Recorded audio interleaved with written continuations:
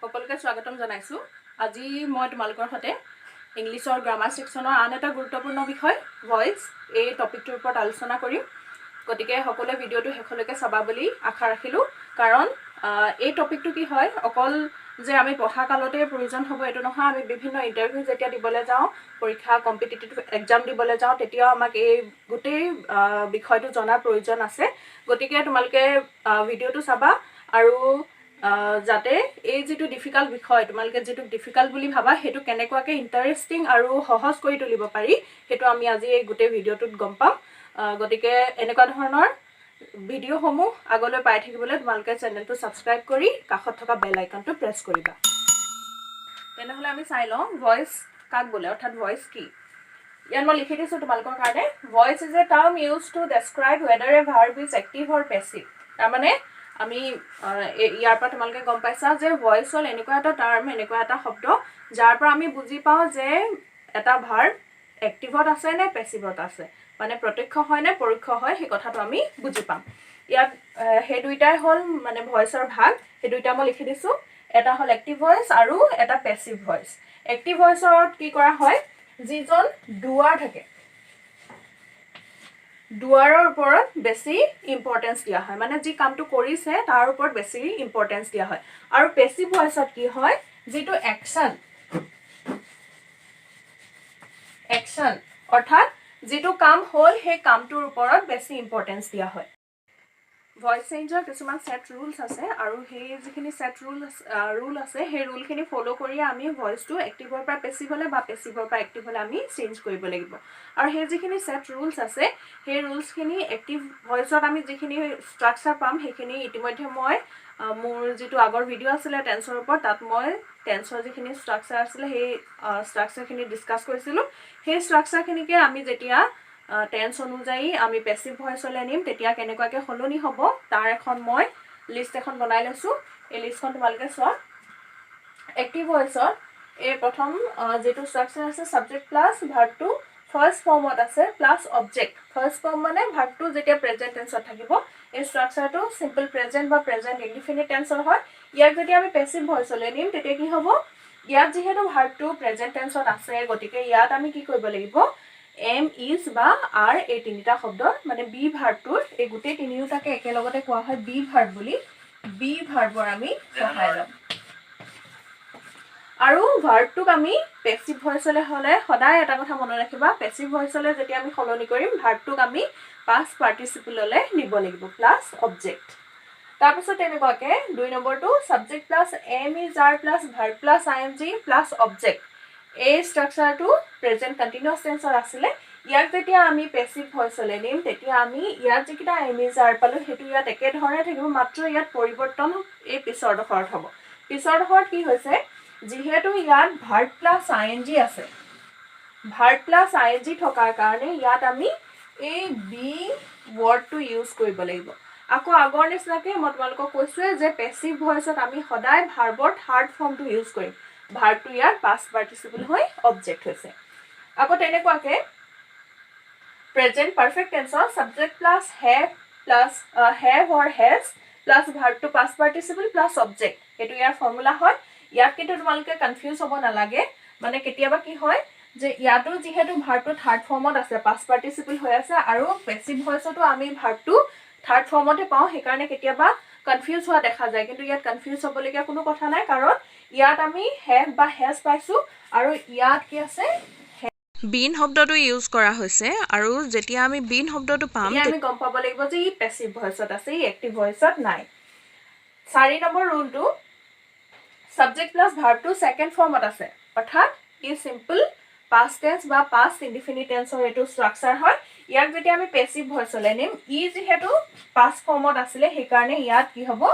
ওয়াজ বা ওৱেৰ আমি ইউজ কৰিম। ইয়াত প্ৰেজেন্ট ফৰ্মত থকাৰ কাৰণে আমি এম ইজ আৰ ইউজ কৰিছিলো আৰু ইয়াত পাষ্ট ফৰ্মত থকাৰ কাৰণে আমি কি কৰিছো, ওয়াজ বা ওৱেৰ ইউজ কৰিছো। তাৰ পাছত ভাৰ্বটো পাষ্ট পাৰ্টিসিপল ফৰ্মটো আমি ইউজ কৰিছো, থাৰ্ড ফৰ্মটো প্লাস অবজেক্ট। ঠিক তেনেকুৱাকে 5 নম্বৰত subject plus was were plus verb plus ING plus object, এটো পাষ্ট কন্টিনিউয়াস টেন্সৰ স্ট্ৰাকচাৰ হয়। আৰু এই স্ট্ৰাকচাৰটো আমি ইয়াত যেনেকৈ কৰিছিলো, ইয়াত ভাৰ্ব প্লাস আইএনজি আছিলে, ইয়াতো ভাৰ্ব প্লাছ আইএনজি আছে আৰু ইয়াত আমি যেনেকুৱাকৈ বিইং ইউজ কৰিছিলোঁ ইয়াতো আমি ঠিক তেনেকুৱাকৈ বিইং ইউজ কৰিম আকৌ এই ফৰ্মুলাটো চোৱা subject plus had plus verb to past participle plus object ইয়াত এইটো আছিলে প্ৰেজেণ্ট পাৰফেক্ট টেন্সৰ আৰু এই ষ্ট্ৰাকচাৰটো হ'ল পাষ্ট পাৰফেক্ট টেন্সৰ ইয়াত হেড আছে ইয়াতো যেতিয়া আমি এইফালে যেতিয়া নিম ইয়াত হেভ হেজ থাকিলে কি কৈছোঁ বিন ইউজ কৰিছোঁ ইয়াতো হেড থাকোঁতে আমি বিন ইউজ কৰিম আৰু ভাৰ্বটো পাষ্ট পাৰ্টিচিপল হ'ব আৰু লাষ্ট ষ্ট্ৰাকচাৰটো হ'ল সাবজেক্ট প্লাছ চেল বা উইল প্লাছ ভাৰ্বটো ফাৰ্ষ্ট ফৰ্মত থাকিব প্লাছ অবজেক্ট আৰু ইয়াক যেতিয়া আমি পেছিভ ভইচলৈ নিম তেতিয়া কি হ'ব সাবজেক্ট প্লাছ চেল বা উইল তাৰ লগতে আমি কি কৰিব লাগিব বি শব্দটো ইউজ কৰিব লাগিব ইয়াত যেহেতু আমি ইয়াত যেনেকৈ আমি কি কৰিছিলোঁ এম ইজ আৰ ইউজ কৰি ভাৰ্বটো পাষ্ট পাৰ্টিচিপল কৰিছিলোঁ তাৰ সলনি আমি কি কৰিছোঁ ইয়াত বি মানে মই আগৰ যিটো ভিডিঅ' তোমালোকক কৈছোঁ যে টেন্সৰ ওপৰত এটা ভিডিঅ' আছিলে মোৰ তাত মই কৈছিলোঁ কেনেকুৱাকৈ ফিউচাৰ টেন্সৰ গোটেই ষ্ট্ৰাকচাৰখিনি প্ৰেজেণ্ট টেন্সৰ লগত ৰিলেটেড হৈ থাকে ইয়াতো তেনেকুৱাকৈ আমি কি কৰিব লাগিব বি ৱৰ্ডটো আমি ইউজ কৰিছোঁ ভাৰ্বটো পাষ্ট পাৰ্টিচিপল হ'ব তাৰপাছত অবজেক্ট হ'ব এনেকুৱাকৈ আমি যিবিলাক এক্টিভ ভইচৰ পৰা পেছিভ ভইচলৈ আমি যেতিয়া ভইচটো চেঞ্জ কৰোঁ তেতিয়া এনেকুৱা ধৰণৰ যিখিনি নিয়ম আছে সেই নিয়মখিনি আমি মানি চলিব লাগে আৰু বাকী যিকেইটা ষ্ট্ৰাকচাৰ আছিলে টেন্সৰ সেইকেইটা বিশেষভাৱে ইউজ নহয় বাবে মই ইয়াত সেইটো তোমালোকৰ কাৰণে দিয়া নাই এইখিনি এই গোটেই ষ্ট্ৰাকচাৰকেইটা তোমালোকে মনত ৰাখিলে হ'ব আৰু এটা কথা মনত ৰাখিবা যে পেছিভ ভইচত সদায় কি হ'ব ভাৰ্বটো ইয়াৰ থাৰ্ড ফৰ্মটো গোটেইকেইটাতে দেখিছা ভাৰ্বৰ থাৰ্ড ফৰ্ম ইউজ হৈছে আৰু এক্টিভ ভইচত মাত্ৰ দুঠাইত আমি ভাৰ্বৰ থাৰ্ড ফৰ্মটো দেখিছোঁ এটা হ'ল প্ৰেজেণ্ট পাৰফেক্ট আৰু এটা পাষ্ট পাৰফেক্ট কিন্তু যেতিয়া আমি এইফালে চাম তেতিয়া আমি দেখিম যে ইয়াত কি হৈছে এটাই মাত্ৰ পাৰ্থক্য আছে বিন ৱৰ্ডটো আছে এই কথাটো মনত ৰাখিলে হ'ল তেনেহ'লে ইয়াক মনত ৰখা একেবাৰে সহজ কি কাৰণে সহজ কাৰণ যেতিয়া আমি ভাৰ্বটো প্ৰেজেণ্ট ফৰ্মত পাম তেতিয়া আমি কি কৰিম এম ইজ আৰ ইউজ কৰিম ভাৰ্বটো যদি পাষ্ট ফৰ্মত পাওঁ তেনেহ'লে ইয়াত আমি কৰাৰ নিচিনাকৈ ৱাজ ইউজ কৰিম যেতিয়া ভাৰ্বৰ লগত আই এন জি থাকিব তেতিয়া কি কৰিম আমি বিইং ইউজ কৰিম আৰু যেতিয়া কি হ'ব হেভ হেজ বা হেড পাম তেতিয়া আমি বিন ইউজ কৰিম মই কথাকেইটা তোমালোকক লিখি দিছোঁ যাতে তোমালোকৰ মনত ৰাখিবলৈ সুবিধা হয় এইকেইটা চোৱা ইয়াত মই লিখি দিছোঁ তোমালোকৰ কাৰণে ভাৰ্বটো যদি প্ৰেজেণ্ট টেন্সত থাকে ফাৰ্ষ্ট ফৰ্মত থাকে তেতিয়া আমি এম ইজ আৰু আৰ ইউজ কৰিম ভাৰ্বটো যদি পাষ্ট ফৰ্মত থাকে তেনেহ'লে আমি ৱাজ আৰু ৱেৰ ইউজ কৰিম আৰু ভাৰ্বটো যদি ভাৰ্বৰ লগত যদি আই এন জি লাগি থাকে তেনেহ'লে যিকোনো বাক্য নহওক লাগিলে আমি তাত বিইং লিখি ভাৰ্বটো পাষ্ট পাৰ্টিচিপল কৰি দিলে হ'ল আকৌ হেভ হেজ আৰু হেড যদি পাওঁ এই তিনিটা শব্দ পালে আমি কি কৰিম পেছিভ ভইচত আমি বিন ইউজ কৰিম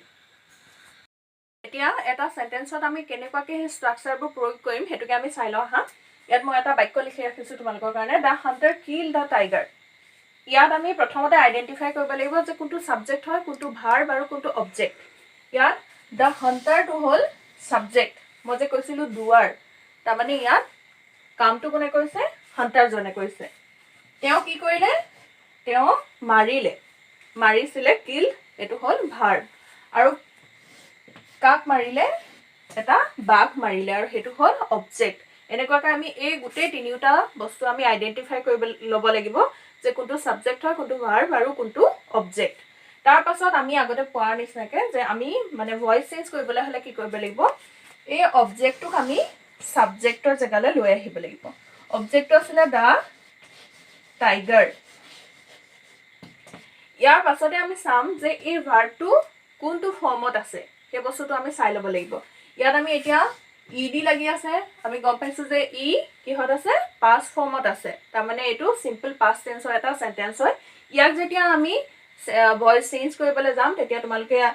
যিখন মই তোমালোকৰ লগত লিষ্টখন দিছিলোঁ সেইখনত যদি চোৱা গম পাবা তেনেহ'লে ইয়াক আমি কি কৰিম পাষ্ট ফৰ্মত থকাৰ কাৰণে আমি ইয়াত ৱাজ ইউজ কৰিম যিহেতু এইটো এটা ছিংগুলাৰ নাউন হয় সেইকাৰণে ইয়াত আমি ৱাজ ইউজ কৰিম ৱাজ কিল্ডৰ থাৰ্ড ফৰ্মটো কিল হ'ব বাই যেতিয়া আমি ছাবজেক্টটো লিখিম তেতিয়া আমি সদায় বাই ইউজ কৰিম বাই কি হ'ব দ্য হাণ্টাৰ